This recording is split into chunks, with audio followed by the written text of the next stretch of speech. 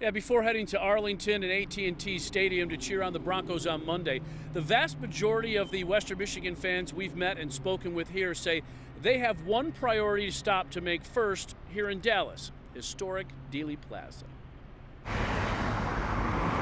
It remains a busy street in downtown Dallas, yet often appears to be one where time stands still. More than a half a century after the assassination of then-President John F. Kennedy here, the sidewalks and grassy knoll along Elm Street are almost always filled with visitors. I think whenever you're coming to Dallas, the first thing that comes to mind is the place where JFK was assassinated, and being able to see the sixth floor depository, the grassy knoll. It's a very somber place, historic, and deserves our respect. Outside of a change in building names and the occasional repaving of the road, the scene almost eerily unchanged from November 1963.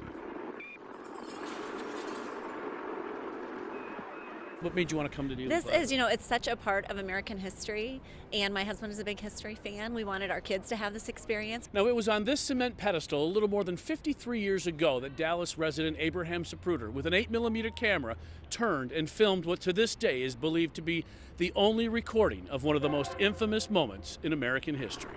It's a very somber place, historic, and deserves our respect. Even parents born after the assassination itself compelled to bring their children here. They were excited to come here, and I'm excited to be able to show them this, but at the same time, it's kind of a somber place. At the same time, we feel it's our duty to come and pay our respect. The then Texas School Book Depository building now serves as the Dallas County Administration Building. Its sixth floor, however, a JFK museum, including the sealed-off sixth-floor window from which Lee Harvey Oswald, albeit still allegedly in the minds of some, fired those fatal shots. What do you feel like when you come here?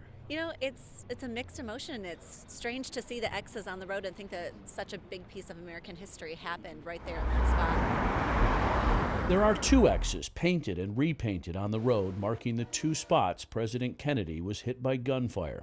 The surrounding area filled with plaques commemorating the plaza as a National Historic Site. We wanted to take pictures, but we didn't feel like we could smile because it was such a tragic event in our history. We want to take a picture. We want to remember the fact that we were here, but at the same time, what a tragic day. I know a lot of people think JFK would have been one of the greatest presidents ever, and that was cut short.